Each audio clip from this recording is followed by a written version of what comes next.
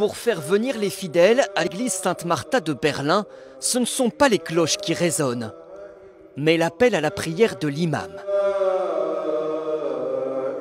La mosquée du quartier est trop petite pour respecter les règles sanitaires. Au moins 1,50 m entre chaque personne dans les lieux de culte.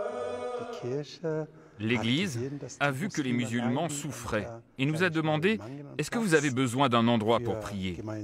Ils ont proposé leur église pour qu'on puisse faire la prière du vendredi. C'est un formidable signe de solidarité dans cette période difficile. Je me sens dans la maison de Dieu.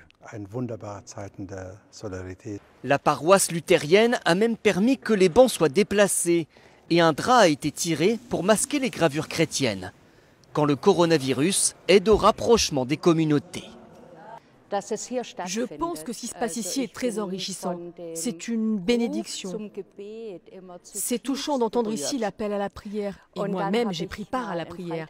J'ai fait aussi un discours en allemand. Selon l'imam, seule une infime minorité de fidèles musulmans ont refusé de venir prier ici. La plupart sont même très enthousiastes. D'abord, quand on rentre dans l'église, c'est un sentiment étrange, parce qu'on voit l'orgue, les gravures, c'est très différent d'une mosquée. Mais très vite, on oublie tous les détails. Fantastique, il n'y a pas de différence. Pas de différence entre une église et une mosquée. Ça fait la même impression.